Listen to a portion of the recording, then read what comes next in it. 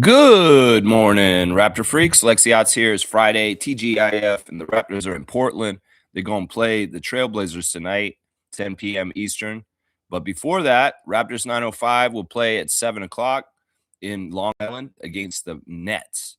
So we got a doubleheader tonight, Raptor freaks, where we get to watch two basketball games right in a row with both our teams, the G League team and the Toronto Raptors. So I got to get you prepared for both games. I got the refs. I got the latest lineup news and all the other fun segments we do on the show. Of course, let's get right to it. First, I want to do the G League team first, since they're in the order of the night. So we're going to go look at the referees and talk about Long Island Nets, Raptors 905. First to start, the referees for tonight's Long Island Nets game is CP Painter is the crew chief. That's Chalisa Painter, number 66. She's been refereeing NBA games this year and moving on up as a referee, but she'll be the crew chief in Long Island for the 905 Nets game. Castine Evans is the referee, number 11, and the umpire is AJ Ganelli, number 62. Who is on the Nets right now? We did see them a couple times in the tip-off tournament, and we did beat them both times we played them. But yeah, Hunter Couture out of Virginia Tech. He's a guard. DeAndre Davis out of Mississippi. Tyson Etienne, the two-way for the Nets, playing also for the big club. Chaney Johnson, EJ Liddell. He's another one that's been playing for the Nets on the big club. David Muaka out of UNLV is the center. Jamal Mashburn Jr. is playing for the Nets right now. That's interesting. I don't think he was on that team earlier this year, but Jamal Mashburn Jr. is on the Nets. We could see him on the court tonight. Grant Nelson out of Alabama. Terry Roberts out of Georgia. Trevon Scott out of Cincinnati. Malachi Smith, Gonzaga. Ben Sarif, who's a draft pick from last year for the Nets. He has been playing a lot on the Long Island Nets. And Nate Williams out of Buffalo. That is the squad for the G League Long Island Nets. Yeah, the Raptors 905 have not played in almost a week. They had a very long period of time off this past week, lots of days off. Well, let's reconvene, gentlemen, and go beat the Long Island Nets tonight for Coach Andrew Jones and all the Raptor freaks out there. That's right. That's right. It'll be good to see them back in action. Of course, with everything that's going on, the two ways are still on the West Coast road trip with the Raptors because of all the injuries. So Elijah Martin and AJ Lawson and Jonathan Mobo, also as an assignment player, are not available to the Long Island Nets once again tonight. And neither is Chucky Hepburn, who is hurt also. So yeah, they've been running with the skeleton crew for the for the 905 since the injuries for the Raptors have demanded Martin, Lawson, and Mobo be available to Darko. So yeah, they've been doing a good job though. Still, I think they've only really lost one game since those guys got called up, and they've won all the other ones. So keep going, 905. Keep taking that standard of excellence to the other teams and getting those W's.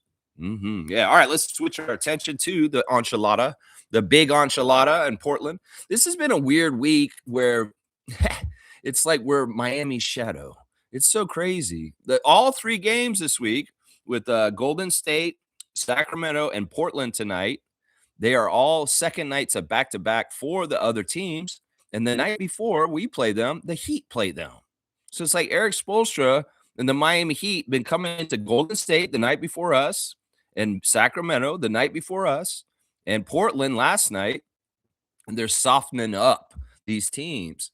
Let's see if the pattern continues. In some ways, this is a very interesting phenomena that I don't really remember this ever happening, where we follow a team on a West Coast road trip, basically just one step behind them, a night after them every night. Thank you, Norman. Thank you, Bam. Thank you, Davion Mitchell, for coming in and playing the night before, because we know that both our teams have an identity, Heat culture, Raptors culture, about getting after it and being a play hard team and just making other teams work. So I think that on the download, this has been an advantageous thing for the Raptors to be following after the Miami Heat on this road trip. Last night, the Heat did lose to Portland, and in a late ending game. And I will say this. I actually think this game against Portland tonight is tougher than the last 2 games against the Warriors and the Kings. This is the thing. The Portland Trailblazers have some good height and good size, and that is one of our biggest weaknesses right now with our injuries. So we're going to get into that right now. Let's go look at the Raptors injuries for today right now and just see where we're at. You know, this is the official word out on RJ Barrett and Colin Murray-Boyles. They're both questionable for tonight. They are not ruled out. Either one of them could possibly play tonight. I think it's the most likely thing is RJ will return tonight. He was supposed to return in one of the other games that we played recently, but he didn't. And it's very, very likely that RJ Barrett will return to the lineup tonight. And I keep saying this, and if it doesn't happen, I'll be like, what the hell is going on here? And Colin Murray-Boyles, well, hopefully we'll see him return too. That one may be more important considering what I just said, you know, with guys like Donovan Clingan and Robert Williams III and some really sizable guys on the Portland Trailblazers squad. Colin Murray-Boyles will be very welcome to return to help us with that. Jacoby Walter is ruled out for sure. No Jacoby tonight. Absolutely not. And Jakob Poeltl is not even in Portland right now. So Jakob will not be playing. He's back in Toronto, is seeing the specialist. And yeah, Chucky, as I said earlier, is out. But that's it for the injury list. Jacoby and Jakob out for sure. Colin and RJ questionable. Questionable is not the best designation, but I'll bet RJ will find out he is going to play. Colin, I'm a little up in the air with. I don't know what's going to happen. So I'll speculate with the Raptors that their starting lineup may look like quick shed once again. Maybe they don't go quick shed because they can't afford to, because they want to have more size out there. So maybe it's Emmanuel, Brandon, Scotty, RJ, and I don't know, Sandro, maybe Sandro. Like that could be a good sizable lineup to go up against the Trailblazers tonight. Barbecue, a notorious barbecue Sandro, a notorious barbecue Mamu. You know, could that be the starting lineup tonight? We'll have to see. On the other side of things, for the Trailblazers, this is what their injury report looks like officially right now. It's not very clear. I'm going to say that right now because a lot of it is from last night, and there may be some guys that are sitting last night that are coming back tonight and vice versa. We'll just have to see. Dame Lillard, of course, has been out the whole season, and he is not expected to come back ever, not ever, for the rest of the season. He is not going to be on the court for the whole entire season. In fact, he released this information on a stream with Speed on Twitch one day. Blake Wesley has also been out for most of the year. He had a fracture in his foot, and he's been out for a while already. He's been out since pretty much the beginning of the season. Matisse Thybulle is out these days, and he has no timetable to return. He has a thumb and a knee injury. He has 2 different injuries. So the veteran and annoying player, the anti-vax Matisse Thybulle, is not going to be playing tonight. Scoot Henderson was out last night. I'm not totally sure what's going on with him today. It's a hamstring injury. We'll have to see if Scoot Henderson is available. A lot of the Portland injuries will not be updated until probably mid-afternoon. So we'll have more definitive word on exactly which one of their guys are out or not.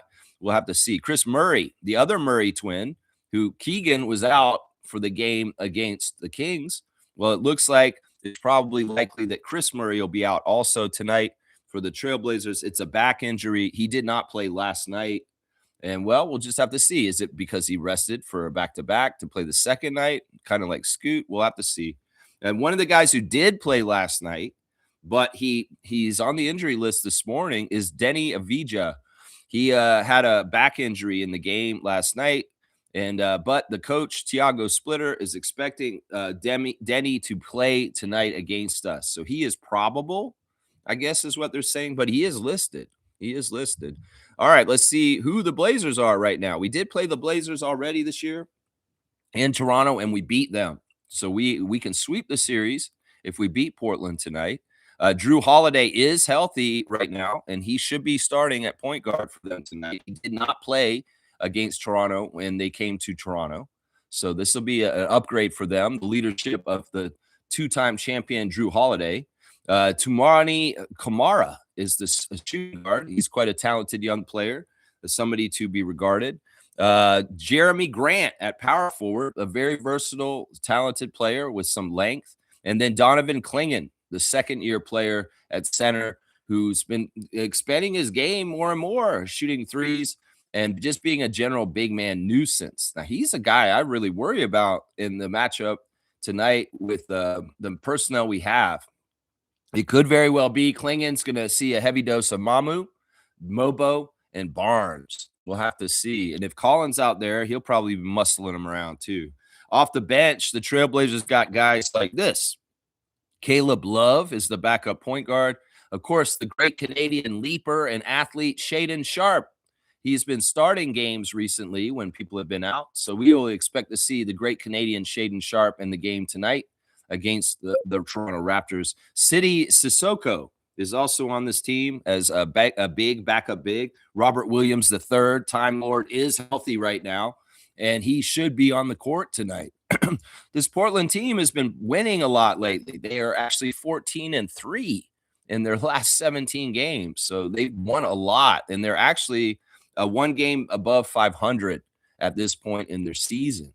So they're technically a winning team just as of last night. And like I said, they're really, really hot. It's similar to the Clippers, where they started really bad and had a really bad record, and then they turned on in December, and they've been winning more than losing since then. So Portland is not a team to take lightly, and this would be a real feather in our cap if we could beat them tonight. Seriously. In some ways, some people may be coming in this game saying this would be an easy game.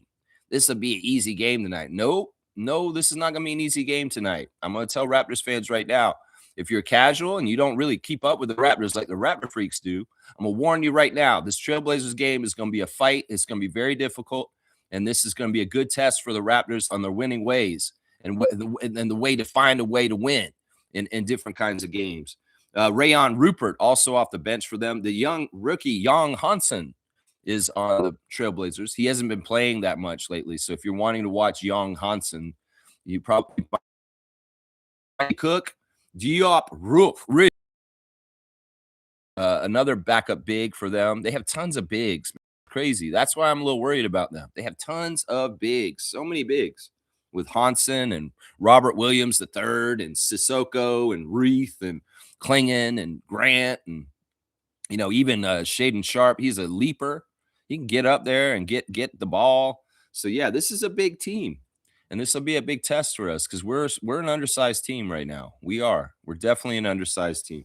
So there's your latest lineup news. We'll have to find out more about people like Denny and some of those other guys that were kind of questionable, like Murray and Scoot Henderson and stuff like that. Let's go look at the refs for the Raptors game tonight.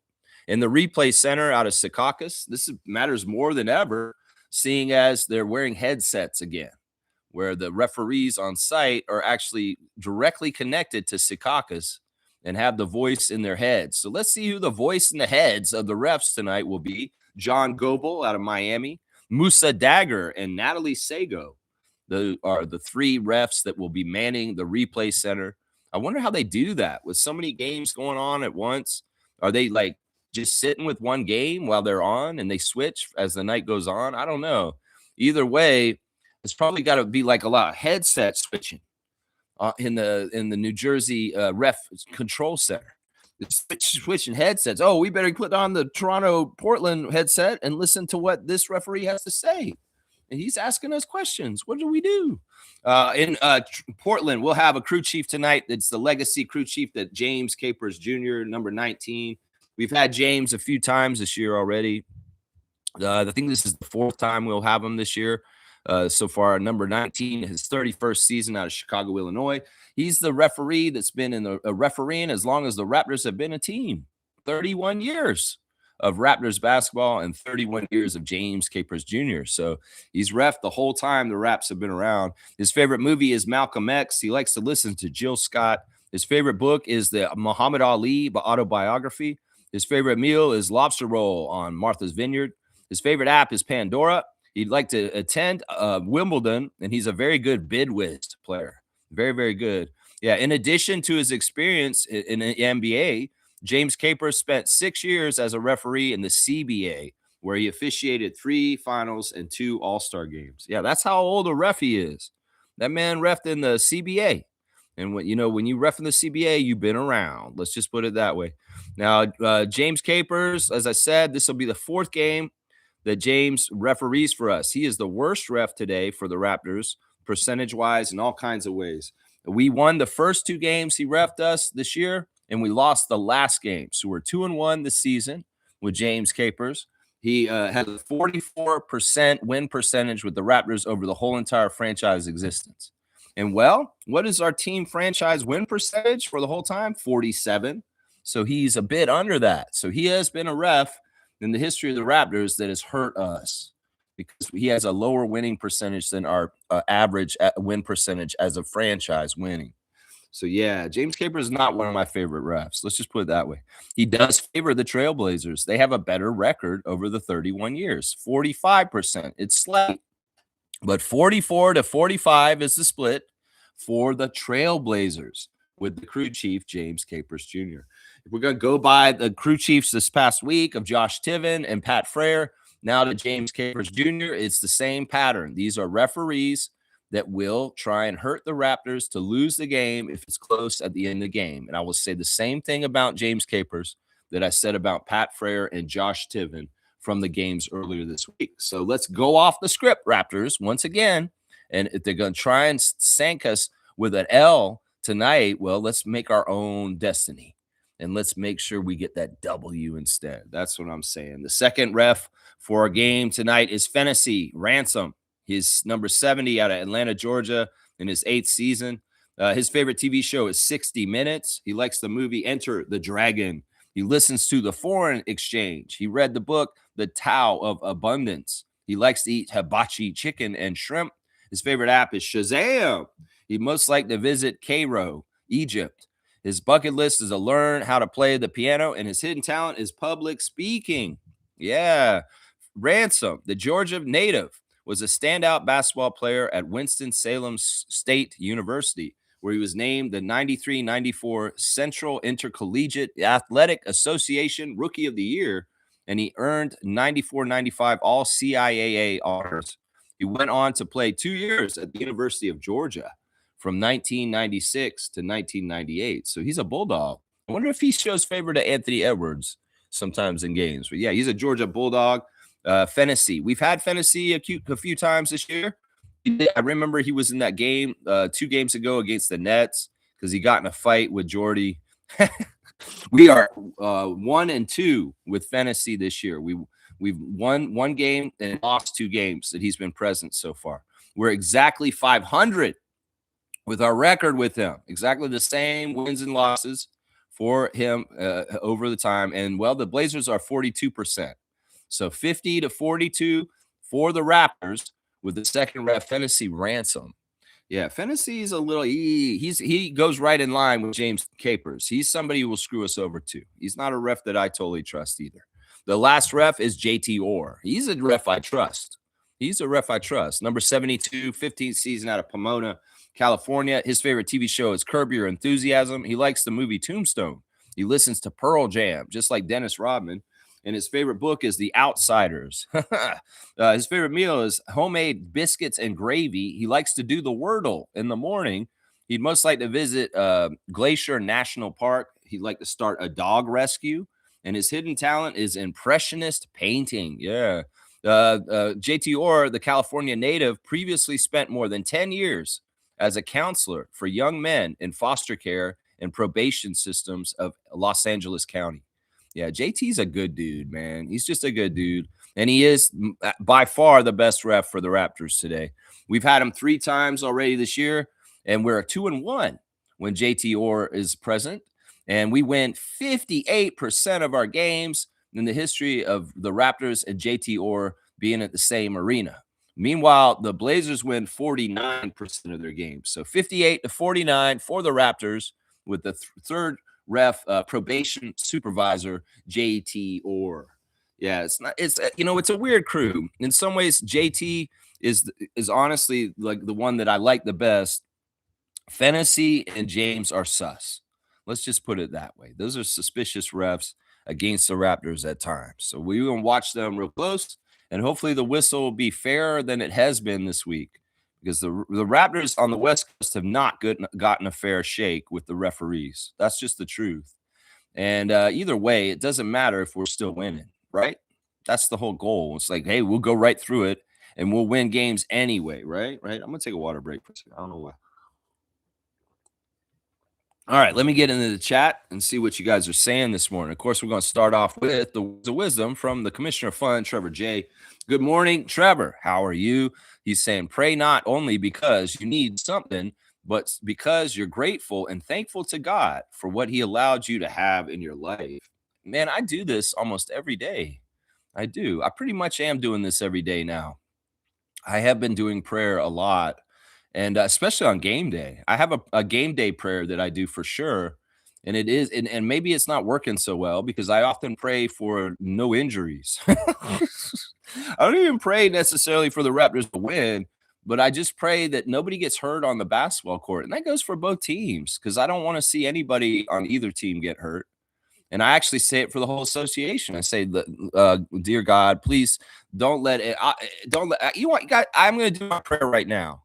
I'm going to do it later anyway, so I might as well do it right now so y'all can see what I do when I pray. Like, all right, I'm not going to take my hat off or anything right now because I got headphones on. And so I was like, dear Lord, thank you so much for all that you give us. I am grateful for the roof over my head, the food on my table, friends, family, and love in my life. I'm grateful for all you've created. I appreciate you so much. All the glory to God. I would like to say, please, can you protect the Toronto Raptors, the Portland Trailblazers, and all the other NBA teams, all athletes in all sports, all the people around the world from injury, harm, murder, genocide, rape, subjugation, ICE barging down their door and taking their children. Can you please protect everybody from harm on this earth? Please, I humbly ask of you.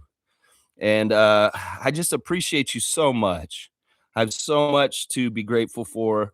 And everything I do is not in my own ego. It is in as an instrument for you in protecting your creations and what we need to be back right with in this world. And that is the natural world, the created world by the Lord above, because that is what is real, true, and pure and natural in this world. And that is what needs protecting and saving in this world at this point. Thank you so much. Amen. That's what I do. I do that every game day. And I never asked them for the Raptors to win, though, did I? No. I just want them to be healthy. And, they're going to take care of that part themselves. And they're going to win. They're going to win because they won, not because I prayed to God for them to win. That's right. Thank you, Trevor, for your words of wisdom and an opportunity for me to do my daily prayer on game day. Yeah, thank you. Thank you.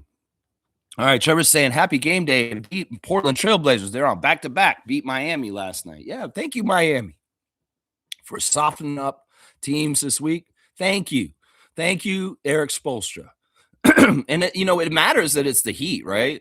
Like if we were coming through after the team like the, I don't know if it's the Wizards or Brooklyn or something like that, it wouldn't be like, as helpful, right? If it was just a easy team. And I like the fact that we're the team afterwards. Like that is some sort of hidden bonus for us that we're coming in and facing these teams on the second night of the back and this kind of advantage all week. It's been fantastic. So yeah, thank you, Eric Spoelstra, for Heat culture. Thank you. Look, Isaac's in the house. He's got a parade of people. He's got Justin Beaver, myself, the super fan Monique Lawrence, the Raptor. That's RJ and Scotty and Brandon. Yeah, we were hoping RJ's gonna be back. Justin, you want to get up? He's still hibernating. Isaac has summoned you with your emoticon. Do you want to get up this morning? You're too tired? It's because it's getting really cold this weekend. Justin can tell, and he just kind of goes into his little makeshift burrow here, and he he's hunkering down. Let's just put it that way. It's supposed to be like minus 30 tonight out here. Oh my gosh, minus 30. It's crazy. Thank you, Isaac, for the emoticon parade. Fiercey's here. Good morning, MJ. How are you? Good morning, fam, and happy game day. Good morning to you, MJ. How's Fiercey Jr. doing? Hope you guys are ready to have a great weekend. And yeah, I guess I was telling you to circle those dates in July for the WNBA Toronto Tempo games in Montreal coming up this summer. The schedule's out, and Fiercey's going to take Fiercey Jr.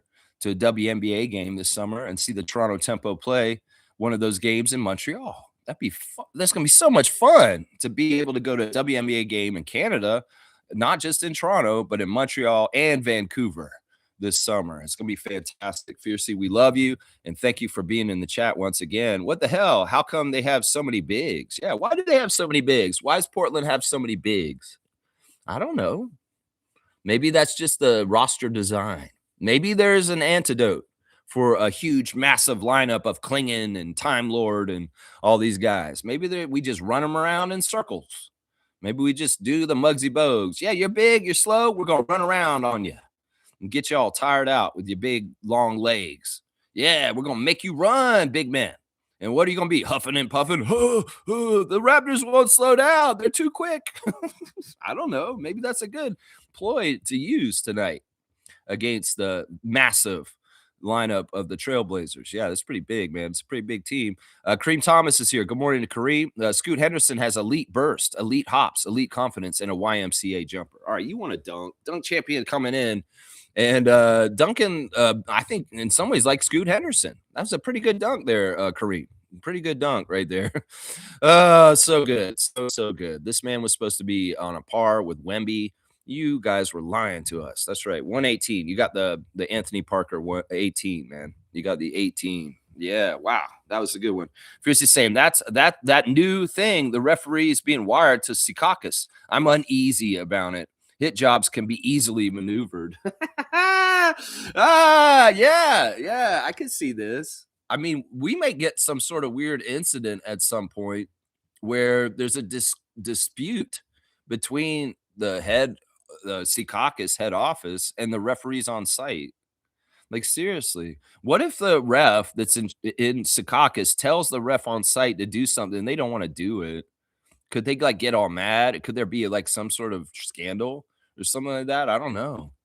I wonder who supersedes who. Does the crew chief on site supersede the person who's telling him what to do in Secaucus? Or do they have to just do whatever the voice over Secaucus says? I wonder about that. Like, how does that all work? The protocol? Are they just suggesting to them on site through the headset what to do?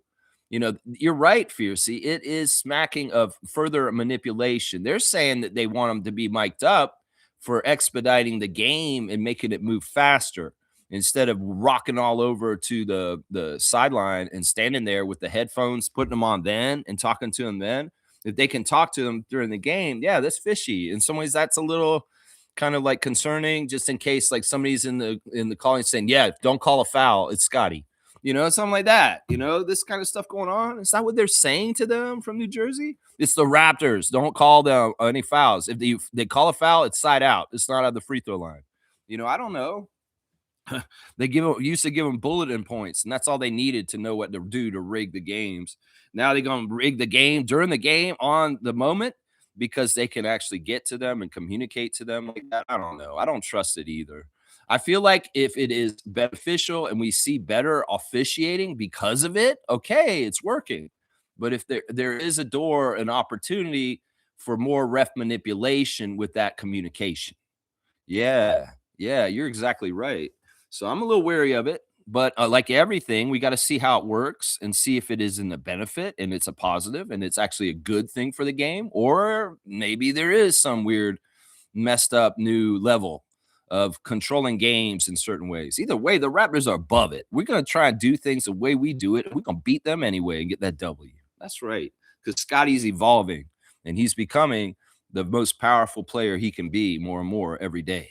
That's right. He's going to be very powerful before we're done. Right. Kareem Thomas is saying this. Scoot Henderson got drafted on vibes, vertical, and trust me, bro, recliner GMs. All right. You going to hold the same dunk almost.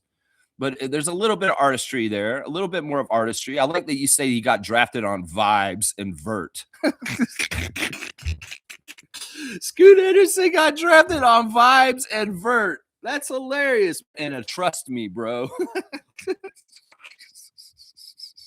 All right, Kareem woke up with the funny bone. You got the Thad Young 21, man. You got the Thad Young 21. That made me laugh, just like seeing Joel Embiid fall on his face from a Thad Young crossover. Kespera, the fact checker, is in the house. He said, notorious barbecue Mama Kelishvili sounds like a dish. Yeah, that's a dish served as a starting lineup from the Toronto Raptors. That's kind of what I do now. It's like, we're going to call it, well, if we have Barrett, Barnes, and Quickly, it's a barbecue dish. We know that. And it just depends. Is it a barbecue yak? Is it a barbecue dick? And usually it's a notorious barbecue flavor.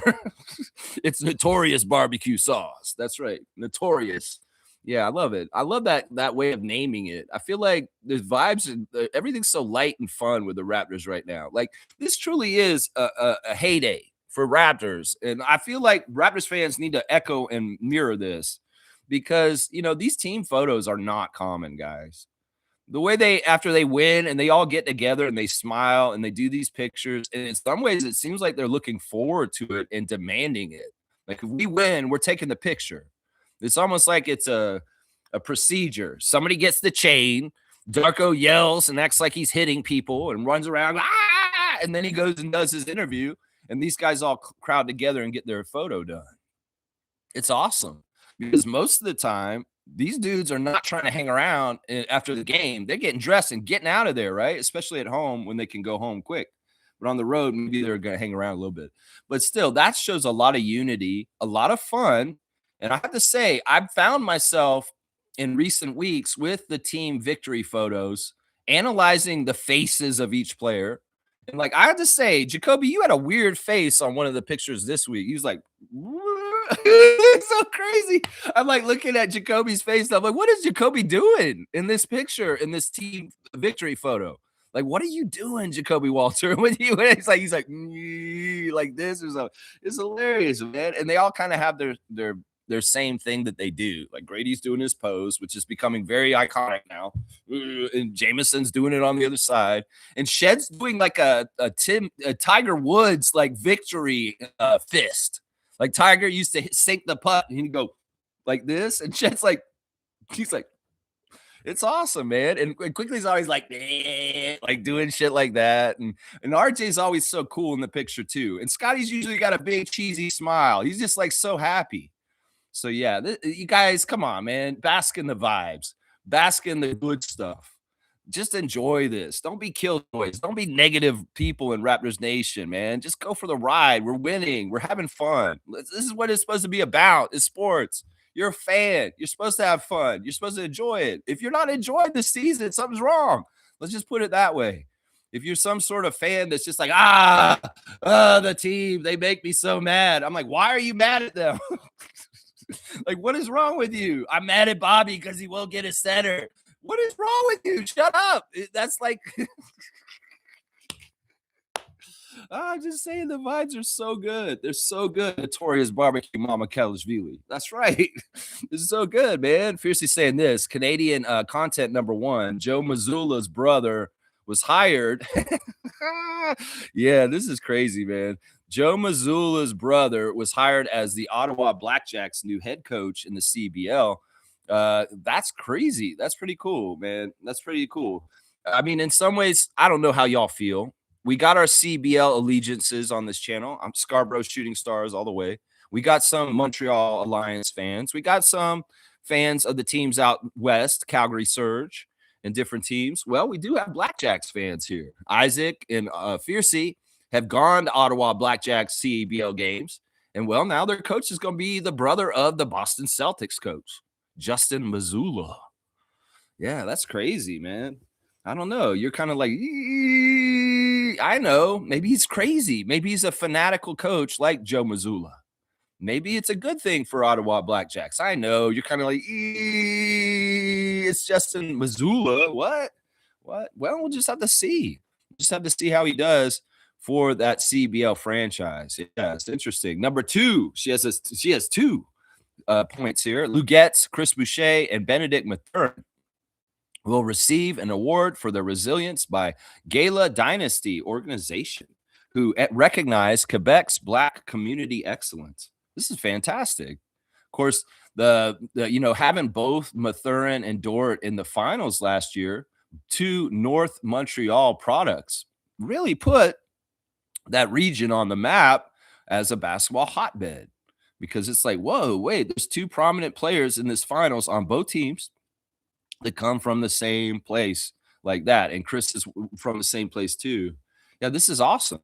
I love this recognition. Of course, Lugetz has been getting a lot of accolades and awards and parades and people just showering him with love as a winner, as an NBA champion in the last year. And well, this is just add this to the accolades and go ahead and throw Chris and Benedict in there with them. Yeah.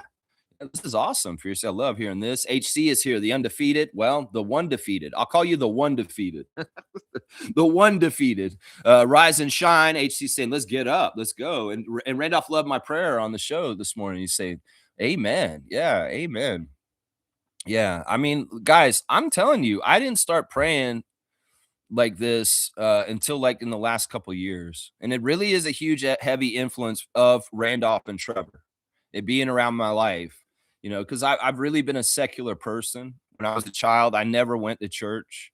Very, very little did I. I went to church for a little while for a brief period, but hardly at all. And it's just never been a major part of my life, organized religion or spirituality. In some ways, I have my own views on spirituality, and you guys have heard them a bit on this channel. But I do really pivot more towards trying to find blind faith through a belief in God right now. And, Trevor and Randolph have been huge influences on me on this. And I appreciate them so much. In fact, I talk to Randolph on the phone sometimes, and he helps me. He counsels me independently of this channel, guys. Just so y'all know, he does. He counsels me on these affairs and spirituality. And I appreciate Randolph for it. Blessings to the Phillips family and all the Raptor Freak families. That's right. Kareem saying Mamukelesh barbecue sounds like a down South Georgian cookout spot. Yeah, not Georgia, like Macon. No, not Macon, Georgia. Georgia, like the country where Mamu's from. Yeah. Yeah, it does sound like a pretty cool kind of dish. A notorious barbecue Mamukelashvili. Let me get that. I feel like it would be on a skewer. Like if you're downtown in Toronto and you're down at City Hall and there's the food trucks out there and some Georgian guy has a food truck and he pulls up and out near the ice rink where the championship parade and everything happened. He's sitting out there and you see the sign. It says Notorious Barbecue Mamukelashvilis. And I'm like, what is that, bro? And you come with the guy, here you go. And he hands you the kebab. And it's just like this spicy, tasty meat on a shish kebab. They're like, this barbecue Mamukelashvili is so good. I don't know. It could be something like that. It sounds good, man. Good stuff. Yeah. Yeah, Smooth likes that. Yeah. Mr. Quasimodo saying these trade talks are some of the funniest things on the planet. Yeah, I get with you on that, man. Yeah, I mean, Jake Fisher came out yesterday and he said the Raptors are no longer talking to Dallas about Anthony Davis. I wonder why. Maybe because he's hurt for the rest of the season. It'd be stupid to trade for him. And our position in the Eastern Conference at the top, yeah, let's go ahead and trade for Anthony Davis and take an albatross of a contract for a guy who's not going to be playing for us for the rest of the year. Yeah, we did that with Brandon last year to get the payoff for this year. We don't need to do this year, because we're in a position tied for third in the Eastern Conference currently right now with the Knicks. If anything, we're buyers at this trade deadline, but we may not be buying too much because we're good. Thanks. We're full. We already had some Notorious Barbecue Mamukelashvili on the way here. I'm good. I don't need to eat. Thank you. Thank you. Now you can hold your trades, Jake Fisher. He even said that the Raptors are not in on Ja Morant either. Yeah. We knew this. So, yeah, I'm sick of it. They did say we're still interested in Domatis, though, which I don't see either. I really don't. Josh Lundberg's talked a lot about it recently, too, from TSN. And he's saying, if the Raptors are going to do a big deal, it's going to be either Emmanuel, Jakob, or RJ that's going to get traded if we do make a big deal. So think about this, Raptors fans. First of all, we need depth at center. Even if Jakob is hurt, at some point he's going to come back and he's going to be very useful. So getting rid of the only true center on our roster is stupid because in some ways we're waiting for him to get back. Now, Emmanuel, people were saying we need to trade him all year, but now recently he's done what he's done recently. I hope that talk has changed and that people are seeing the value and having quickly on the team. There was a really good podcast that dropped yesterday. Mike Roach has been doing a fantastic series of interviews with Raptors broadcasters that are bona fide, and he had Jack Armstrong on, and he dropped it. And the opinions of Jack on Emmanuel Quickley were just really, really top notch. And that's the thing. It's like what Jack said, basically, and I'm paraphrasing, is nobody's perfect in this league. Like, y'all holding a standard for Emmanuel to be perfect is crazy. Because in some ways, you've got to understand his strengths and what he can give to our Raptors, like what he did against the Warriors the other night. Like if he catches fire, the fact that he's so fast, the fact that he can't, y'all are underrating how good of a point guard he actually is. You think that just because he wants to score a lot, he's naturally a combo guard, shooting guard more. As Jack called it, he's a 1.34. That's what he called him. He's like, he's really not a 2. He's a 1 3/4 is what he is, or 1.5 is what he was calling Emmanuel on Mike Roach show yesterday. Y'all check out that show, watch it. Seriously, support Mike Roach and the work he's doing. He's educating Raptors Nation in a very, very good way. But yeah, Jack had great opinions on Emmanuel and what he means to our team and why he's valuable and why we need to have him around. And one of the things he said, and he brought this up about RJ too, when he talked about him, is these guys are winners. These guys are ones that, they could miss all game, and then at the end of the game, they're going to make shots. This is something I've been saying on this channel too for months now, is that those two guys from the Knicks that we got are game winners. They're the guys that you want to take hit good shots at the end of the game. And Emmanuel's done that. He won a game against Charlotte a couple weeks ago.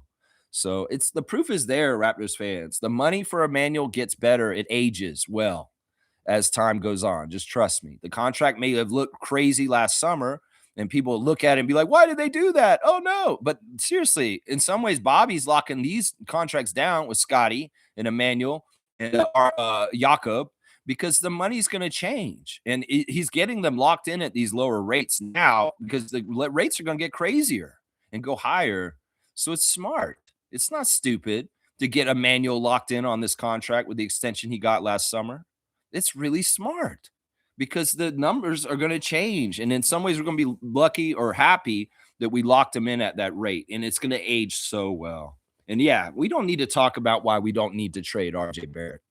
Yeah, we don't need to talk about that. I think we all understand why we don't need to trade RJ Barrett for a Domantas Sabonis.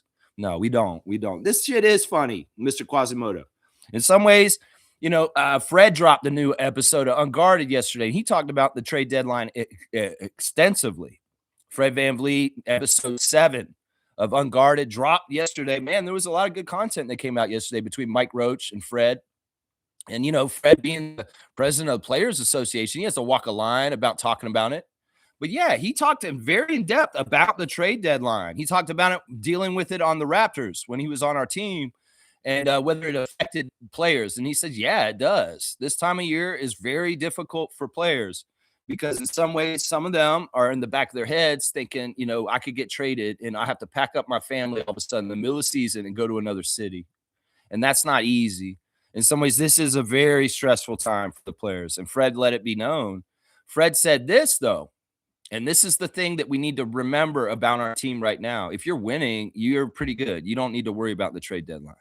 So if your team is going above and beyond, which our team is, because Jack Armstrong thought we were a playing team. He did not think we'd be at the top of the playoffs like this.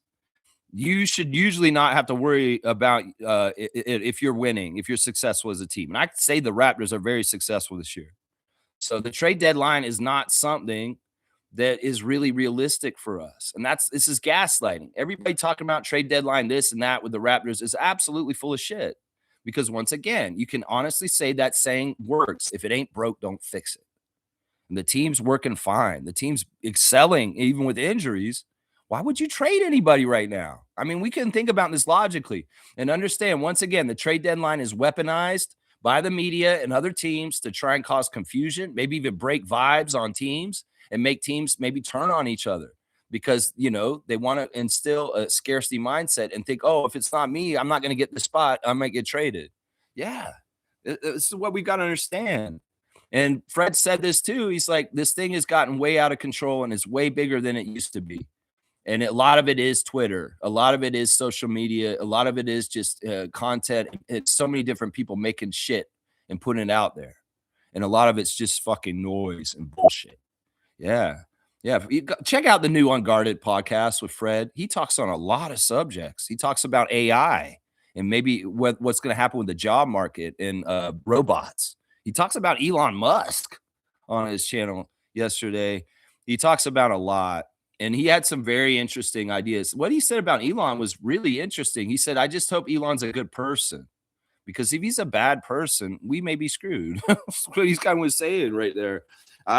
Fred, don't be so naive. He's not a good person. And you should already know he's not. And I don't know why you trust these techno bros that are oligarchs. You should not trust the possible first trillionaire in the world.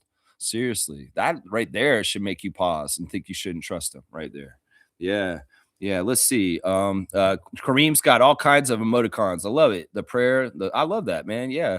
Reddit is ridiculous. I mean, I'll go look at it for a second, Mr. Quasimodo. First thing on Reddit, they're saying tough season for Chris Boucher. He hasn't played a minute in a game since November the 23rd, guys. Yeah. How's that look compared to last year?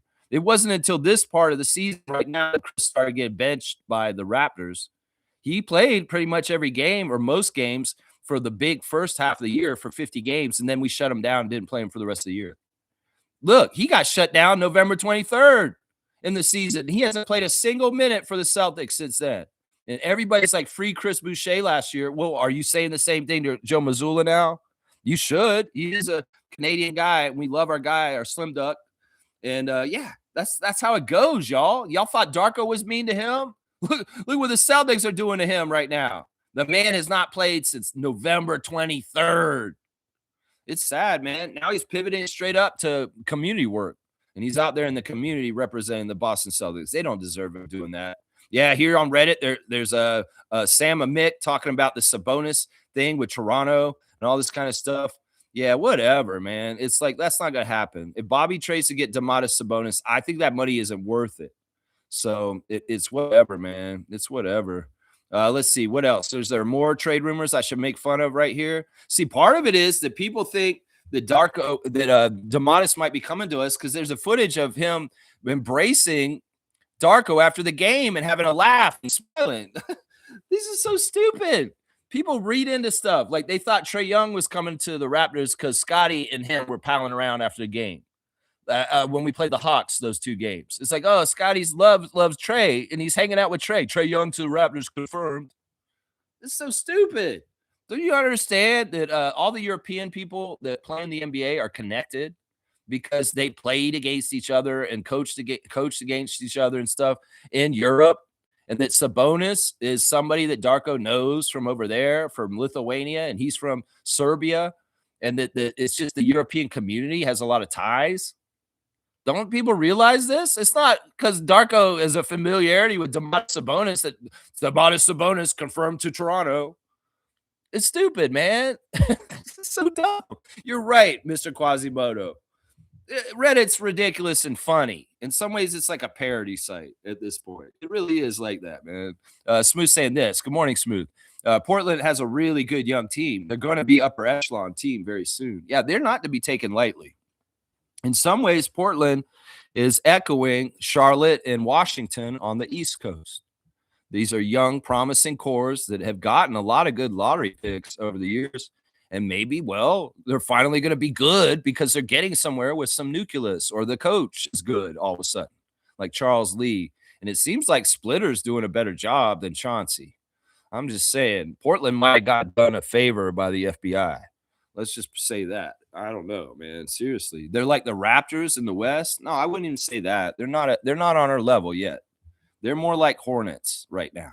They're more like the Hornets. No, we're a little bit higher up in the escalator and closer to competing for championships than the Trailblazers. But they're coming. They're coming. And they're on the way up. They're not staying pat or staying down. They are on their way up. You're exactly right about that. But I wouldn't give them our status. No, no, no, no, no, no. No, no, no. Who would be the Raptors in the West right now? To me, let me go look at the standings. Who would be the Raptors in the West? I'm going to say it right now. I think it's Phoenix. I think the Phoenix is the Raptors of the West right now. I think that's the best team to say it because they're a team that wasn't up there last year and they're up there this year legitimately. So I'd say the Phoenix Suns are more like the Raptors of the West, and Portland's more like Charlotte. Portland's more like Charlotte. Dylan Brooks, happy birthday, belated. Great Phoenix Sun and great Canadian, the villain Dylan. That's right. He had his birthday a couple days ago. That's right. Fiercey saying this. Yay, WNBA games in Montreal, but will also come to Toronto. There you go. That's awesome. Yeah, I want to go to 2 WNBA games this year for sure, and I want to go to one at each venue. I want to go to a Scotiabank game, and I want to go to Coca-Cola Coliseum also and see the feel of the tempo games in both those arenas. So I'm planning to at least go to 2 tempo games. Maybe I'll get to more than one those 2 over the summer. Though I've got to split up my attentions though, because I do want to go to a couple of Scarborough Shooting Stars games too. So it's going to be fantastic. I'm going to have basketball games to go to over the summer. And that's fantastic. Between Raptors 905, Scarborough Shooting Stars, Toronto Tempo. Man, the basketball ecosystem around the GTA is getting more fun. And these games are awesome. And, I don't know what the ticket prices are for the Tempo are going to be like, but I would be interested in possibly trying to sit courtside at a WNBA game if the price is reasonable. I'm going to the G League games at courtside now, and I'm trying to go to CBL game at courtside soon in this summer also. So we'll have to see, man. It's really, really exciting. I hope everything goes off with no hitches because, man, there's still a lot of things that could get in the way of the Tempo starting their season right. And once again, there's a strategical disadvantage they're at already because they should have had players from last December. And this work stoppage is absolutely holding things up with the Tempo and understanding who their team is and their nucleus. You got to think about this way. Sandy Brondello can get a certain amount of pre-planning in her head about the style and the way they want to be, but without specific physical individual players in mind, how the hell does she game plan for this? And how much time could be used right now scheming and figuring out what the Toronto Tempo identity is if they had players to figure it out with? It's very annoying. And this work stoppage in some ways strategically has hurt Portland and Toronto in their WNBA expansion franchises. It sucks. I want this shit to be over. They came out with an article on ESPN for WNBA top 10 games you have to see for this season, and they're not sliding the Tempo. They had 2 out of the 10 games involving the Tempo.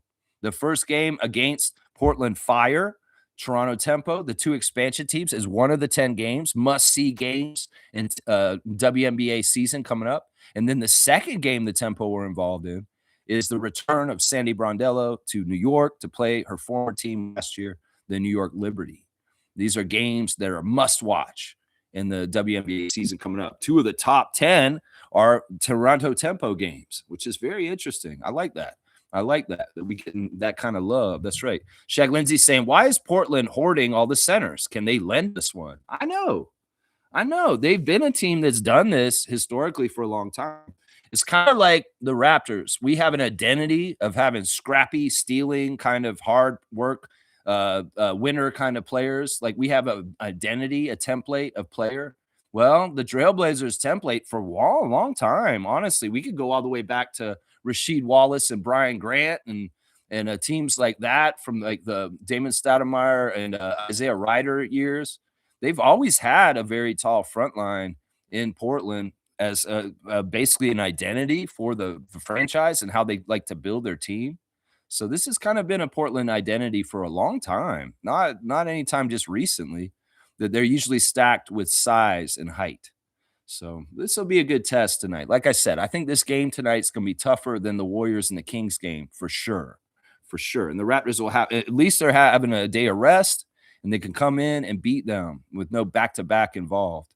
Hopefully, we'll have to see.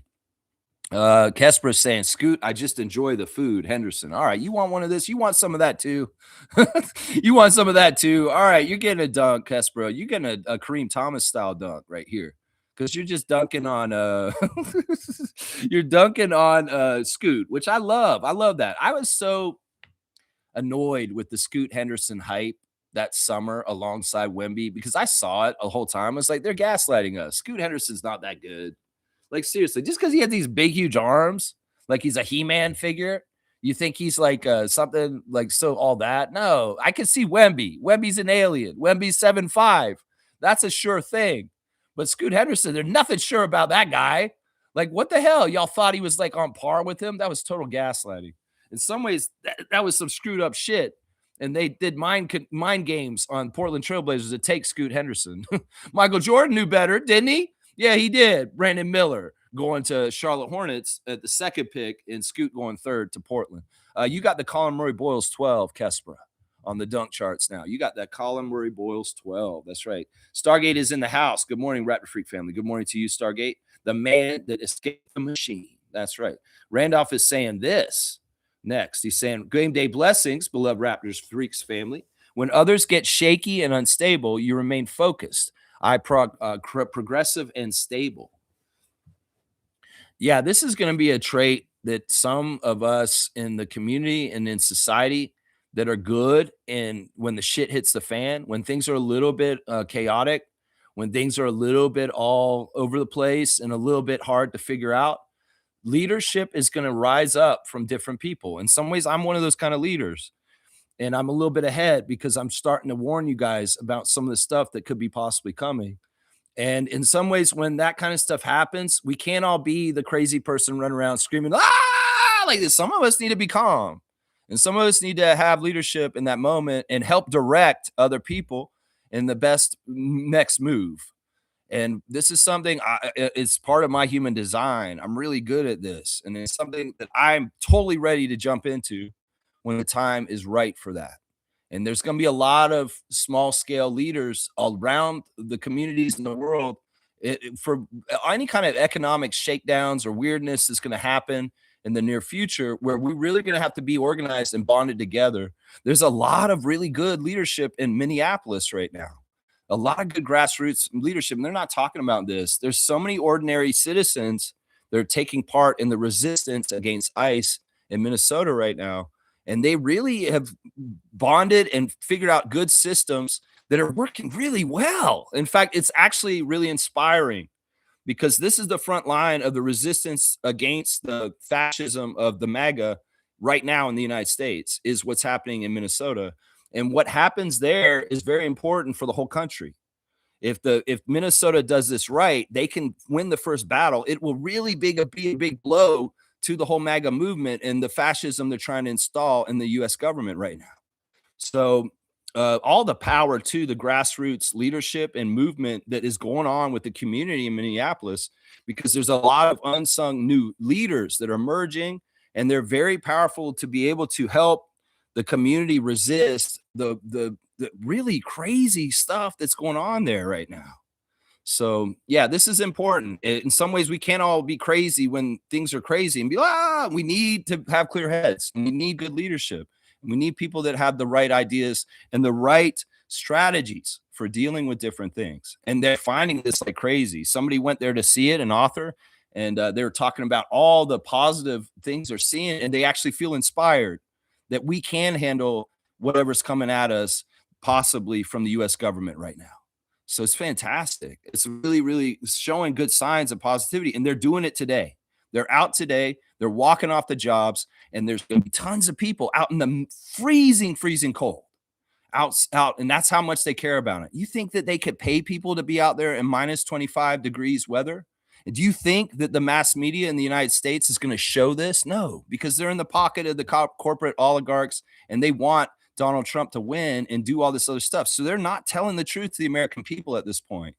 And in some ways, if you're American and you're watching me here, you may get more direct, real news from me than your own channels like CNN and NBC and CBS at this point, because they're compromised. CBS is compromised. They have a crazy person in charge of filtering what y'all can hear at this point. And the truth is, the people are resisting. The people are being successful. And you need to join that movement too, whatever pocket of the world in the United States you are. Seriously. because this is a huge moment in time, and our ancestors that come after us will care about what we do right now.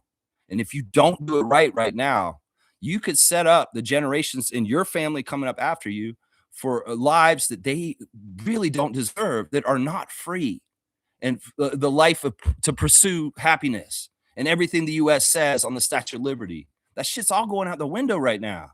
And if you don't join, if you're going to sit on the fence and say, I don't want to get on either side, I don't like either side, bullshit.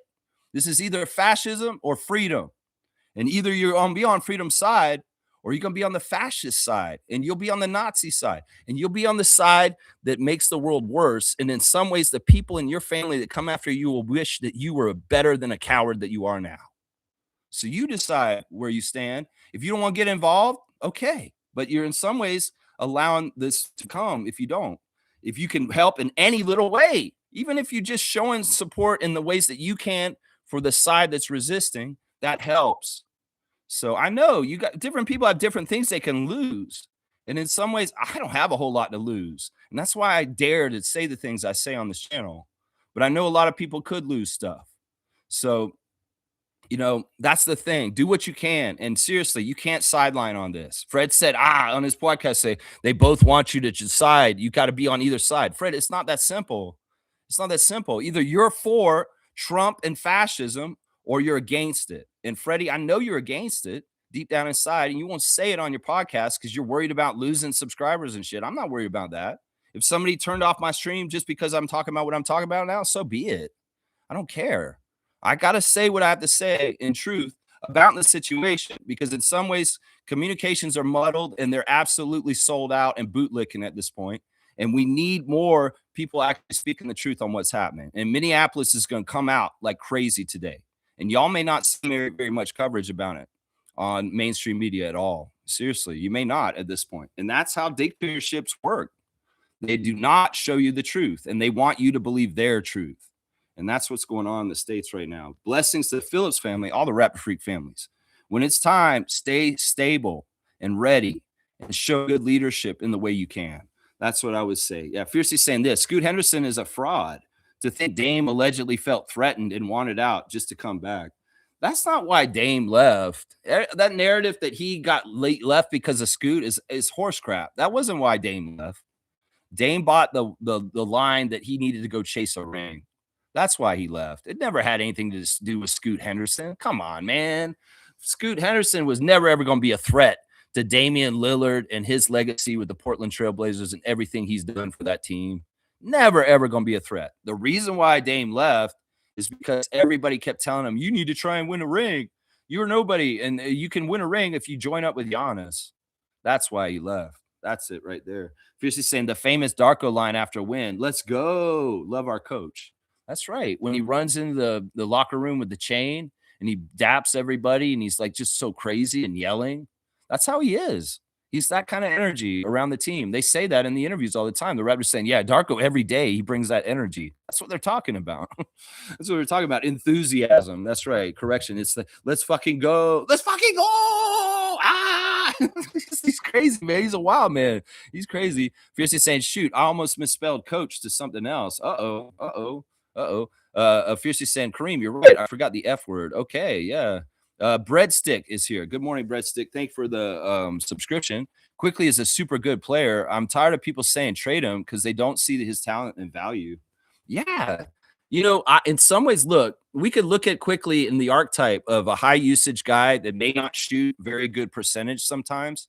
But I'm going to tell you right now, like we've had a lot of these kind of players in the history of the Raptors, but he's one of the ones that I have more confidence in than any of the ones before. Like if the shot is really important, I think he's going to make it. The other thing about Quickly that we're not giving him enough credit for is his shot is very like set.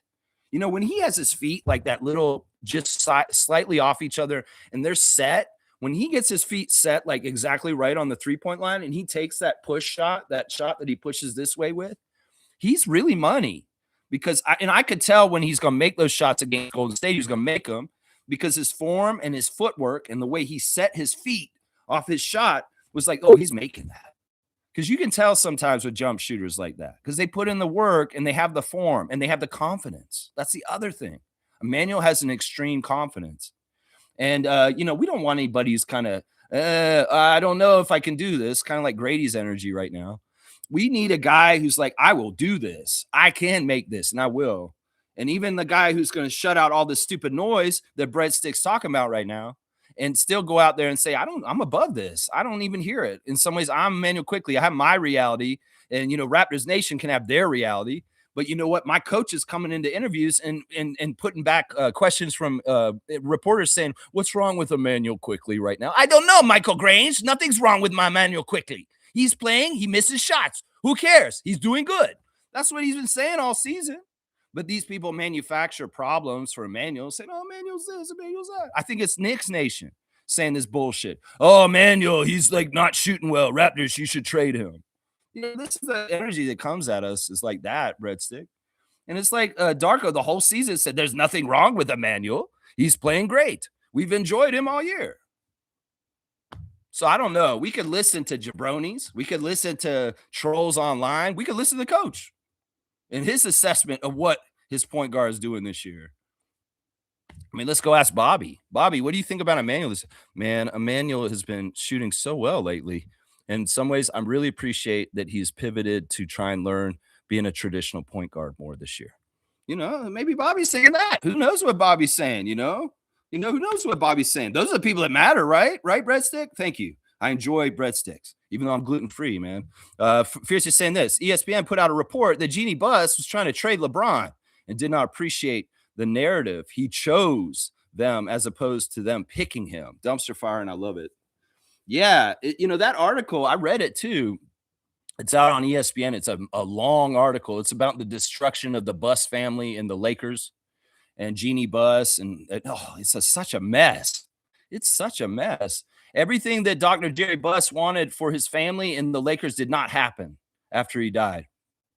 He wanted the team to stay with his family forever. And well, Jeannie Buss didn't let that happen. She screwed that all up with being power hungry and cutting out her other siblings. And some of this is just ego shit. Reading that article, Fiercey, made me realize just why the Lakers have been so bad for a lot of the last 10 years. Because there's, this is the kind of thing, and Fred says it too on the Unguarded podcast. He said there's a lot of stuff in the NBA people don't realize that's behind the scenes, that's kind of like underlying with teams. And in some ways, it will hurt your team whether it went to win or not.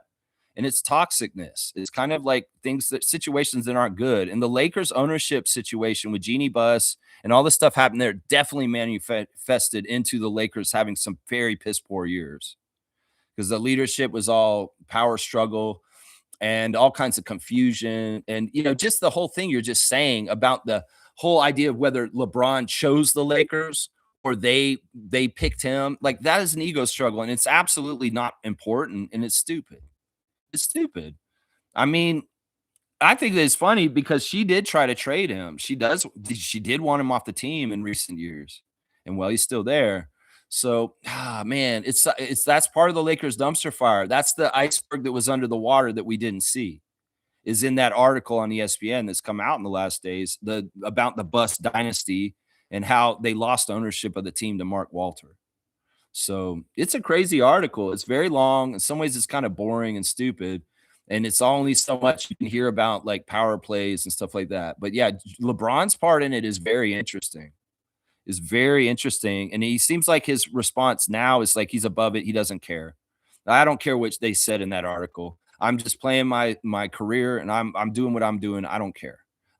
Yeah, the dumpster fire, we saw more of the burnt garbage in the dumpster from that article right there. Yeah, we saw that. Yeah. Kesper's saying, yeah, the trade culture on Twitter and Reddit is more insane than ever. These accounts are probably getting too deep, fighting with other teams' fans, hence why they're desperate for a super trade. In a lot of ways, a lot of the stuff that's on Reddit and Twitter and stuff is bots at this point. It's like people don't even have to like make the tweets anymore. They set up bot accounts to have, protocols. This is what you do. If there's an article on this person, it could be a key name quickly. It could be just they put Emmanuel Quickly in. All right, I want a program. You go and search everywhere on social media where Emmanuel Quickly's name comes up, and you will just be an account that comes in and says trade quickly in the comments. This is the way things are going right now. And it's especially true in politics. as far as like if there's a key word like Mark Carney or Justin Trudeau, there's a whole ton of bot farms just throwing their name, their comments in the comment section to try and influence favor or opinion in the general populace. So apply that to basketball stuff. Apply that to the whole idea that maybe there's a bunch of automated accounts that are just coming to places where things are mentioned and just throwing in chaotic like things. And in some ways, that's part of trying to influence our fan nation. So I'm saying we got to think more critically. You know, there's something that Chris did on his Instagram yesterday, and I wrote him a message because it was something crazy. Chris Boucher posted a video reaction of a silverback gorilla fighting a jaguar.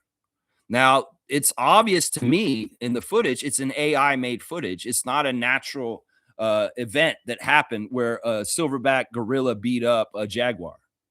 No, because you can tell the naturalness of it is it's too well defined, and it looks like an animation even, and like the way that the gorilla is acting is like that's too cartoonish, and that's not the way a gorilla would act naturally in the wild. So I wrote Chris a message because I wasn't sure if he knew that was AI or not. I said, Chris, that is artificial intelligence. That is not a real clip of nature, and it's really important that we discern what is real and what isn't in this new world. That's the thing. So it's not just like with voices. You can make Obama say whatever now. Just put him on screen and then put words in his mouth because it's the technology's here. You can go deep fakes. You go on bot farms putting out. There's so much fakery in the world today that in some ways somebody like me who's got a very authentic, that's me talking as a human being, is going to be valued more and more because everything is going to be so fucking fake soon, guys. And everything on Facebook, you're going to see the AI images, you're going to see the fake shit, and you're going to get so sick of it. Because in some ways, we don't want to be duped by this shit, right? You don't want to believe something. Like what did the White House do yesterday? Apparently they arrested 3 people at this church that J.D. Vance was speaking at in Minneapolis yesterday. Now, they took an image of an African-American woman that was arrested there, and they made her face change to crying and having tears running down her face. That's the White House taking a picture and doctoring it for their own propaganda. In some ways, just a sick, sadistic kind of troll-ass incel energy that has like, oh, we're going to make her look like she's weeping and crying. She was very strong, and she did not have tears come in her eyes in the real picture. But the White House official account released that with the fakery of it. So that's what I'm just saying, guys. This world is not the reality. You have to question everything at this point more than ever because they're going to present stuff to us and try and sell it to us as being real. And that's an extremely good example.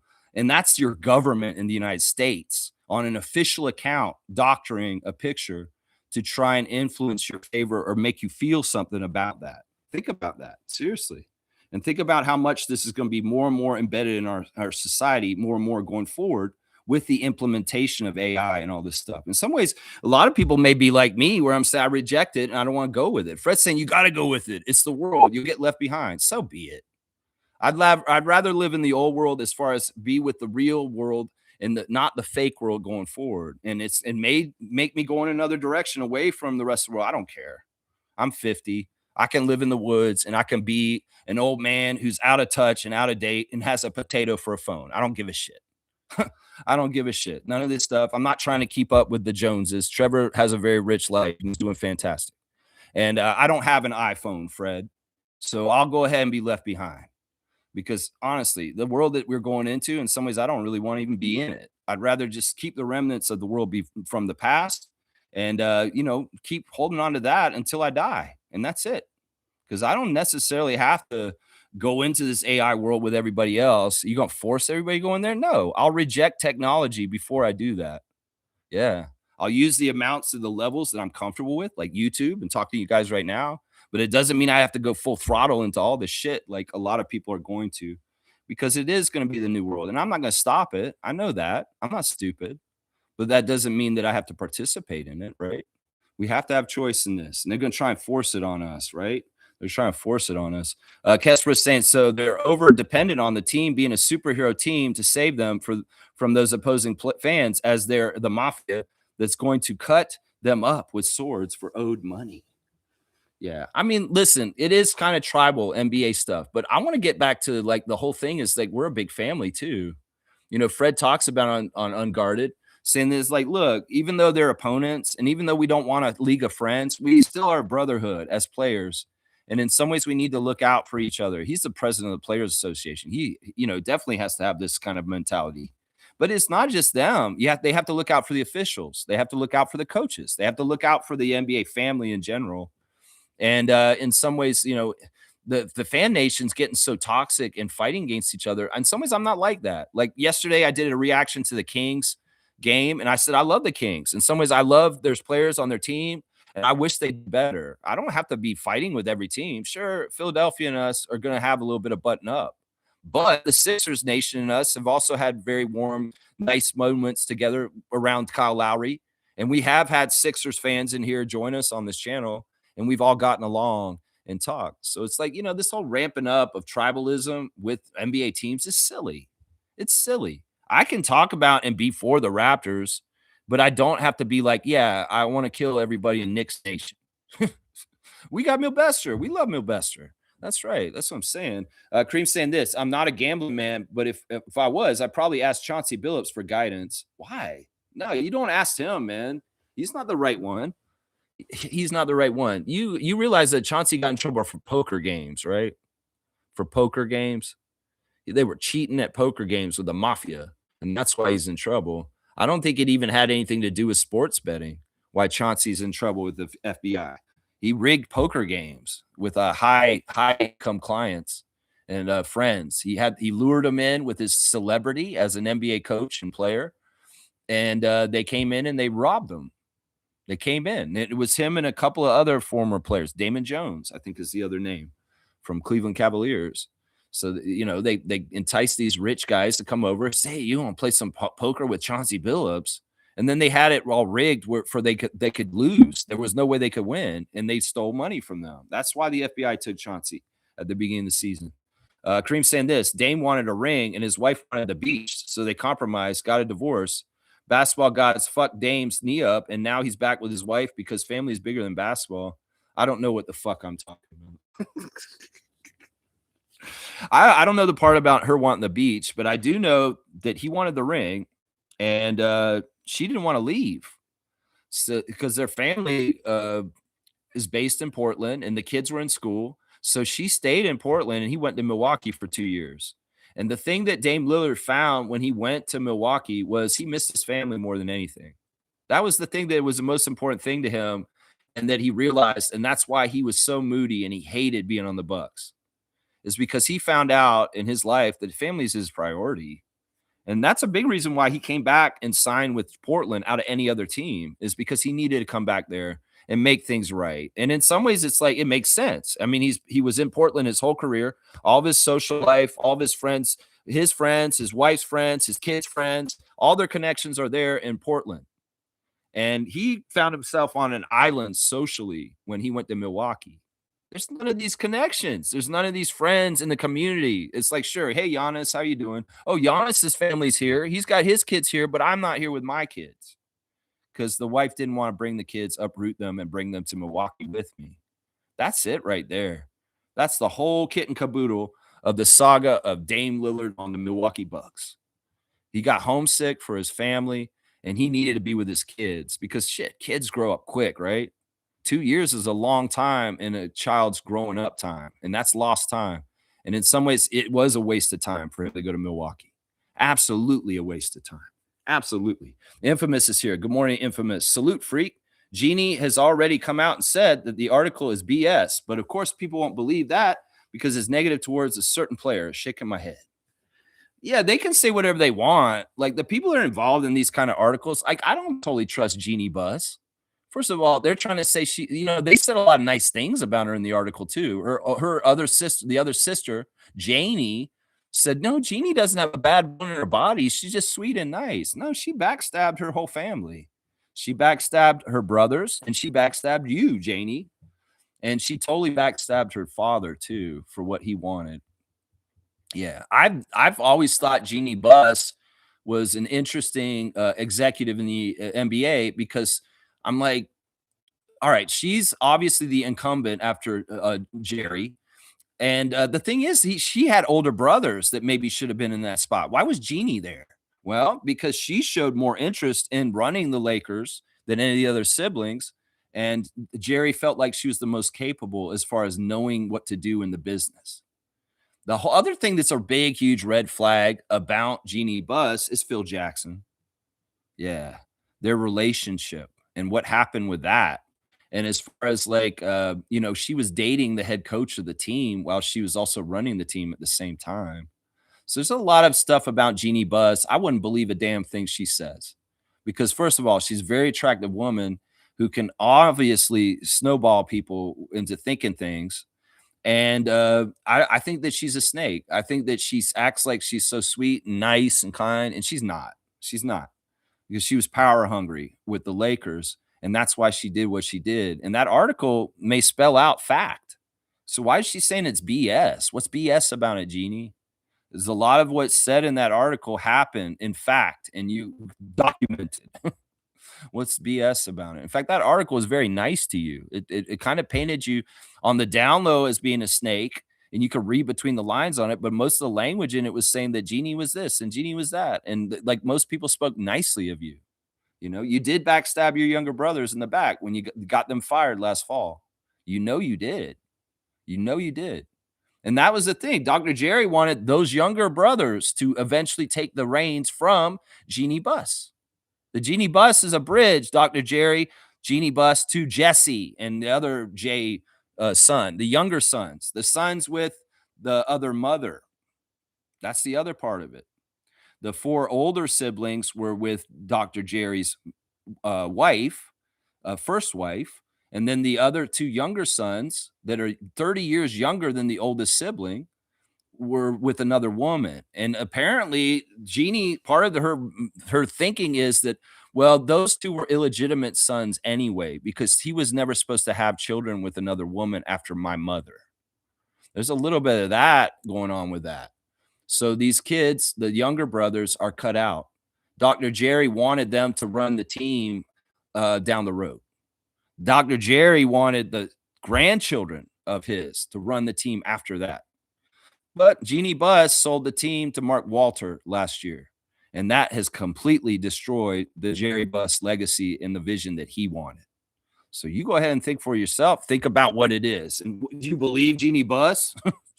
Do you believe Jeannie Buss? I don't. She's a snake. She's a snake. Fiercely saying it's great words of wisdom by Trevor and Randolph. For sure. For sure. And G saying, KT, Billups got caught. Choose a better degenerate, please. Kareem is not being serious. He is not being serious. Half the time, Kareem Thomas is not serious in here. Most of the time, honestly. Stargate saying it is no measure of health to be well adjusted to a profoundly sick society. I love that. That's a great quote right there. Jay Krishna. Yeah. Yeah. His sayings and some of his teachings I'm familiar with. And yes, I am familiar with this particular quote also. It is no measure of health to be well adjusted in a profoundly sick society. We could already say that our Western culture has been kind of sick for a while and built off of the sickness of genocide of indigenous people and slavery of African Americans.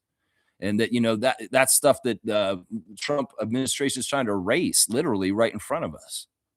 Literally trying to erase that. Yeah. If it was saying Chauncey is not the one to blame, and I'll explain why in the next call-in show. Okay, you don't think Chauncey's the one to blame? You think he's a patsy? Do you think he was a part of a publicity stunt by the Trump administration on the opening day of the NBA schedule to hurt the business of Adam Silver? That's possibly true. The whole big scene with Kash Patel at the beginning of the year, it was so stupid, man. It was so dumb. I mean, I think that Chauncey, I don't know. I'll have to hear what you have to say. I'll have to hear what you have to say. That's right. Kaloy wants a dunk for Stargate for Jay Krishna. Yeah, we can do that. Totally can do that. I'd love to encourage that. More of that kind of stuff. Oh, see, we got people with words of wisdom. Maybe we have a quote of the day from certain people also. Stargate is getting the dunk. He has gone to the RJ9. That's right. You got the real one's number 9 right now. Hopefully he's coming back tonight. That's right. You've been into Krishnamurti, yogi, Hindu principles when I was in my recovery. Yeah, there's a lot of really good philosophers and people to listen to out there, and he's definitely one of them. All right, let me go into my tabs now, guys. Let's do Instagram. We got Zach Edey running around in a Maple Leafs jersey. So it's cool to see Zach. I guess, I don't know, was he in Toronto? No, he's in Grizzlies. He's just rocking the Toronto Maple Leafs jersey on the way into the game in the entry photo. So that's pretty cool. Zach repping his hometown and the Buds. That's right. Eric Smith, he's commemorating the anniversary of the 81-point game. In some ways, I don't cover that on here. I'm sorry. Everybody who's celebrating Raptors admin posted a clip of the Kobe 81 game yesterday in length. In some ways, I'm not going to commemorate that here. That's a Lakers achievement. And just because we're involved doesn't mean the Raptors streak has to talk about it. And I know that there's a lot of Raptors fans that are huge Kobe fans, and they're interested and they want to celebrate and stuff like that. That's fine. But me, it's not really a part of Raptors history. It's a part of Lakers history and Kobe history. We just happen to be the opponent. And in some ways, we don't need to do this. I'm not doing a segment on Kobe's 81 here. Sorry, guys. They announced yesterday, this is really cool. Jamal McGlure has posted, he's congratulating a friend of his, Maestro Fresh Wes, Canadian hip-hop artist, is getting a stamp put out by Canada Post, guys. There's a couple of people that are getting recognized for Black History Month next month, and Maestro Fresh West is going to have his own stamp in Canada Post next month, and Jamal McGlure is congratulating him. That's awesome, man. It's very, very big deal. It's a big honor for sure, and that's pretty cool. Let's see. Fred's new podcast is out. Check out episode 7 of Unguarded. There's his Instagram stories on that. Let's see. Shed is putting on blast LJ Cryer, who he played against on Golden State, right? He was on Golden State. And there's a picture of Shed with LJ. They're the two Cougars. So I've noted the two Gators and Elijah Martin and Will Richard, and totally forgot about the two Cougars in the Warriors game, LJ Cryer and Jamal Shed. And I wonder if they do a jersey swap. They may have done one last year, probably. AJ Lawson showing a picture of him with Steph guarding him, and he's just loving it, man. His NBA dream is continuing. There is a picture on the court with LeBron showing that, he's the big time. He's playing with the best. And words of wisdom from AJ Lawson: dream big, work hard, stay humble. There you go. I like it. Yesterday, the Raptors were given luchador masks. This is the thing. This is totally Rogers and Keith Pelly. They are making a WWE night. And they're doing a cross promotion with the World Wrestling Federation. Sorry, I'm going to call it what they used to be. And this is the stuff we got to see, is cheapen out our image. I think this is kind of cool, but also I'm kind of like, yeah, this is cheapening our image. Masai Ujiri built the We the North motif and image of the Raptors with OVO and all the different things about it. Very manicured, like very quality.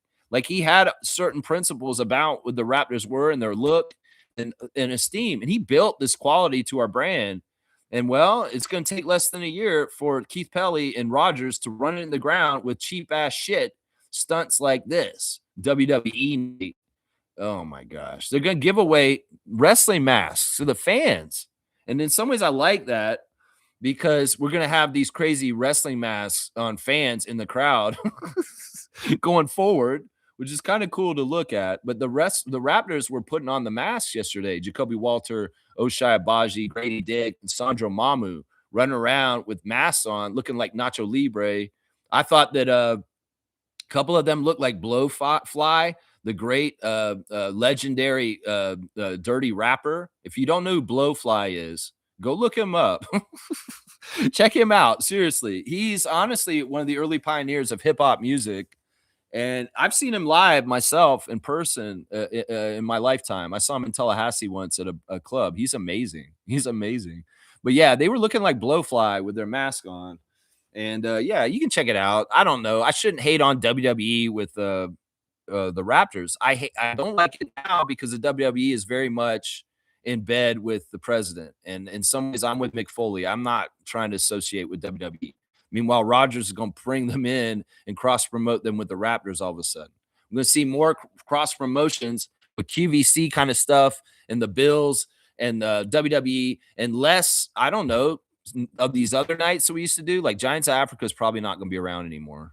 I'm going to guess that's definitely not a night that's going to be happening on our schedules going forward. And who knows, some of these other specialty nights that we've done in the past, they may be switching to more corporate kind of tie over nights like this WWE night that's coming up. It's annoying. They have a specialty Jey Uso shirt, which is interesting that you could check out. It's got like it's Jey Uso. He's got like a Yeet or whatever, but there's a Raptors Jey Uso shirt, and I'm sure people that are big wrestling fans, like a lot of the Raptor freaks here, may be interested in some of this WWE Raptors gear that's coming out very soon. It's coming out. That's right.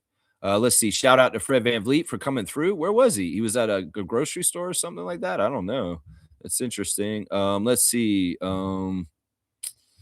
That's about it for. Oh, it looks like Elijah Martin bought a grill. It looks like he bought a new grill for his teeth. So he's shouting out to the guy he bought the grill from. So, okay, there you go. There's your Instagram stories for today. Yeah, interesting stuff, man. Interesting stuff. Yeah. Infamous is saying, how are quick to believe new about other teams but when outsider writes articles about our team, we are quick to shoot it down. Not saying she is perfect, but I do my own research. Wait, Infamous, what are you talking about? You still talking about which one? Use your proper nouns because I'm jumping around. How are quick to believe news? I'm guessing you're saying news about other teams, but when outsiders write articles about our team, we're quick to shoot it down. That's because that's what we do. In some ways, I don't care about misinformation about the Lakers or the Trailblazers. I don't care about that. I'm not a Trailblazer fan. I'm not a Laker fan. If there's noise against those teams, it's not my job to fix the narrative. With the Raptors, it is. And that's the difference right there. I'm not going to put the energy in to fact check everything like that. This is an article on ESPN. We know how much the Lakers get favor from ESPN. The fact that they put that article on ESPN from the most glowing entity towards the Lakers says a lot about, well, maybe this is some fact checking and some real stuff with Jeannie Buss on there. And whatever with Chauncey, if you're alluding to that too, I'm just going by the news. I'm just going by what they told us. The charges are that he had illegal poker games, and this is the setup, and this is how they did it. I'm not inferring anything about whether he's guilty or not. I'm just saying these are the charges, and that he didn't gamble on games. That's not what he did. If he did any, because like it's inferred because he's a standing NBA coach at that time, that possibly if he was manipulating game outcomes as a coach, that's really bad. But that's the thing. Chauncey didn't do that. That's the thing. If he did, and I didn't know that, and it comes out later, I'm like, whoa, he did. Whoa, that's bad. But all of his allegations are related off the court, and don't even have anything to do with basketball. They just have to do with cards. Is what I've heard. That's what I've heard. It could be totally different, and I'm not fully informed. I don't know. I'm just going by what I heard. Kestra's saying Ant is apparently a big wrestling fan. I hope it doesn't fire him up more than the Raptors when we play him on WWE night. Yeah, I don't see that being a factor. I don't think that being WWE night's going to get Ant any more amped up. I don't think so. It seems silly. I mean, we probably got some wrestling fans on our team too. Like, I'm trying to think. I mean, Grady was naming the wrestlers. He's like Mark Henry, Rey Mysterio. He's like The Undertaker. He's my favorite. It's like Grady was naming wrestlers. So I don't know. I don't think WWE night's going to have any effect on Anthony Edwards playing better or not. I don't think so. I'd hope not. I don't know. Let's see. What else do I got? Is there any breaking news right now on the wire as far as things with the team? Nope, doesn't look like it. All right, happy birthday, guys. Oh, wait, let's do this. Straight Goods on Canadian Goods. One of the best companies in Canada to buy Canadian goods for is Neil Brothers. Neil Brothers, I put them on blast many times on this channel already. But, there's a lot of American brands like Ragu and Classico. Those are American brands. And in some ways, you want to have pasta sauce for your pasta. Well, you can get a Canadian pasta sauce. And Neil Brothers are like that. I've got two pasta sauces here. I got basil, tomato bliss, and then this one's roasted garlic right here. And, they don't just do pasta sauce. They do barbecue sauce. They do salsa for nachos and chips. So, Neil Brothers is a great brand. I want y'all to be familiarized with it. And if you see Neil Brothers at a grocery store, buy it as the alternative to the American companies. Because this is a company that is based here in Ontario, and you're keeping the money in our economy here in this country. And if we buy more Neal Brothers and we stop buying the American brands, that means they have to get more employees, and we help the job market. And they may even have to build another facility to to meet the increased demand from Canadians buying Canadian. So get familiar with that logo, Neal Brothers. And if you see it on products, buy it, because that's a Canadian company. That's right. That's a Canadian company. Fiercely saying Jonathan Kuminga injured himself last night versus the Mavs, ankle and knee in 9 minutes of playing, 10 points, 2 assists, 2 steals, 3 of 3 field goals. Good luck, Warriors. He was the second scoring option now that Butler is out. Well, there you go. In some ways, that's not good timing for Jonathan as far as like the trade deadline coming up and him and his trade. Yeah, Fred talks about Jonathan's situation on his podcast. It's really interesting hearing Fred talk about things, really, really interesting, man. And he really did let a lot of the cats out of the bag on stuff. Like we often talk about, Bobby Webster lives on the moon. We don't know what it's like to be a GM. And Fred really spells it out in this podcast that he dropped yesterday. He said, everybody has these ideas about what teams should do and what they can do, but they don't know realistically everything behind the scenes as far as what allows for that to happen. I've been saying this for years, that it's so easy for fans to say, why don't we just go and get a center? Or why don't we do this? But they don't understand how difficult it is to navigate the NBA terrain and environment for what is possible and what you can do. And Fred kind of spells that out in his new podcast yesterday, that it's not so simple sometimes, and that deals get made. There's so much more to deals and trades at the trade deadline than people think. There's so much more to it. And I love Fred for being a bastion of telling the truth and telling us what's up, because in some ways he doesn't have to do this. And there was even a point where he started talking about, because he was talking about the MLB and having no salary cap and how baseball is. And he was like kind of talking, what would the NBA be like if they had no salary cap and whether it would be good or not. And he's like, in some ways, Fred's very pro money. He's like, wow, I want us to be able to make as much money as we can, but I can see where there could be problems with that. And, he also gets into areas where he's talking about owners in the NBA and the officials and the players. And he gets to a point where he's like, man, maybe I shouldn't talk about this. And he's like, man, this is unguarded, but we're very guarded right now, seeing as I'm the president of the Players Association and I have a lot of influence. And in some ways also, I don't want to step in doo-doo by saying something stupid on my podcast. So he clams up all of a sudden real quick on some of the topics, like talking about a no salary cap for the NBA. It's like, yeah, that's probably when you shouldn't talk about too much on your podcast, Fred, seeing as you're president of the Players Association. And yeah, this is a public statement on a podcast. Happy birthday to Raptors player from the past, Haywood Workman. Yeah, Haywood Workman played for the Raptors in 1999, 2000 for 13 games. He started one game and he averaged 1.5 points per game. Haywood is noteworthy because he's one of 4 ex-NBA players that became an NBA ref later on. So yeah, it's Haywood Workman's birthday today, guys. So happy birthday to Haywood. He is 60 today. 6-0, the big 6-0. Of course, Haywood was more known for his career in Indiana when he played for the Pacers. He was on that team for a while with Reggie Miller, and we remember him from that point. But yeah, Haywood Workman, former referee and former Raptor. Happy birthday to you. Yeah, that's pretty cool. Let's see. Standings watch. As I said, we are in third, tied with the Knicks at 7 games back from the Detroit Pistons. And I can't wait to play the Pistons. It's crazy we haven't played them yet, and we will not play them until next month. It's kind of crazy. Like that many months in the season, and we still haven't played the number 1 team in the East. That's going to be a good test for sure. All right, let me see. We're going to wrap up. Yeah, we're not that far from 2 hours. We're going to go ahead and get finished very soon. All right, let me see. Let me get the classic card out. We'll see what we get. Oh, this is cool. All right, is Smooth here today? Because we might need him for this one. Smooth is here, I believe. All right, y'all. Classic card of the day. Full name answer. Don't give half the name. Give the full name answer. First person to do that gets the card of the day. It's a former Rocket. And if you know who that is, I think Smooth will get it, honestly, because he's a big Houston fan. And he knows his Houston Rockets history. So let's see if we'll test him on this one. and see if he knows who this player is on the classic card of the day.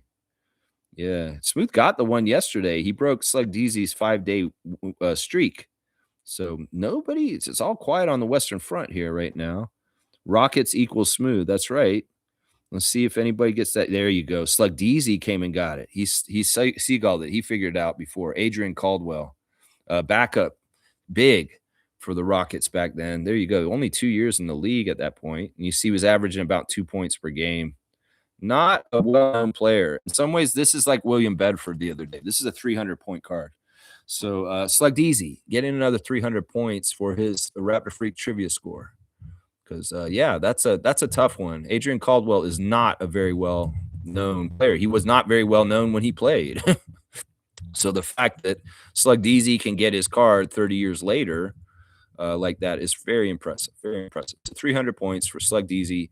And he is moving up the ranks a lot. As I said, this Tuesday coming up, we're going to do a Raptor Freak Tuesday trivia like we used to. And actually, it's not just going to be this Tuesday. Consecutive 4 weeks in a row, we're going to do Tuesday trivia starting next Tuesday.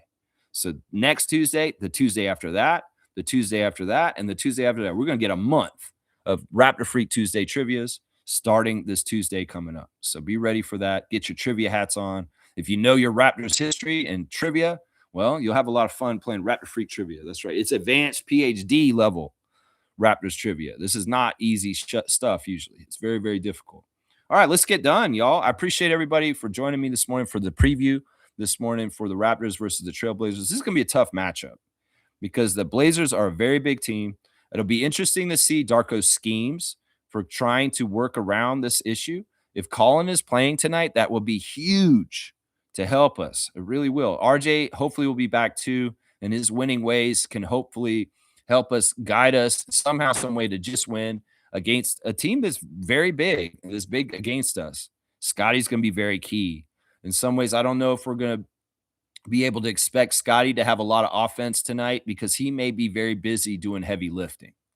So I'm going to be very curious to see Darko's game plan to handle the size of the Trailblazers tonight with the personnel we have available with Yak out. It's going to be very, very tough. In some ways, it'll be great if we can make our threes because going inside may not be easy for the Raptors tonight. Now, Scotty could go in there and muscle around like he has been lately. We'll see how successful he is with that. But, we're going to need you to make threes, Grady. I think tonight is a game we really need you and Oshai and the other three-point shooters to wake up and make more of their shots than not because the inside may be closed.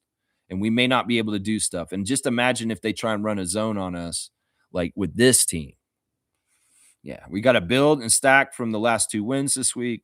But this one's going to be a tougher one. I really do truly believe this game is the hardest game between Golden State, Sacramento, and Portland.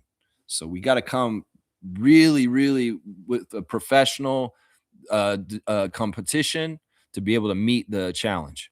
For sure. Yeah, crush the zone. That's right. I like that. All right. Let me do the wrap up real quick. The Raptors 905 are playing earlier, and they will have these referees at their game. CP Painter, Castine Evans, and AJ Ganelli. Long Island Nets, 7 o'clock tip-off, G League, Raptors 905. Check it out. And then we get a game later on at 10 p.m. in Portland. James Capers Jr. is the crew chief. He favors the Trailblazers. Fennessy Ransom is the referee. He favors the Raptors. And JT Orr is the umpire tonight, and he favors the Raptors also. So, yeah, there you go, guys. Set up for tonight. Let's go Raptors. Let's beat the Blazers. Let's show the professionalism and get the win tonight. And then when we win tonight, we'll have determined for sure that we have a winning month in January as far as above 500 record for this month. That's right. James Capers looks like Gucci Mane. All right, y'all. I'll see you guys tomorrow, 9:30 a.m. for a reaction to both the games tonight, Raptors 905 and Raptors themselves. That's right, Gucci Mane. Yeah. All right, I'll see y'all. Have a good one. Let's go Raptors.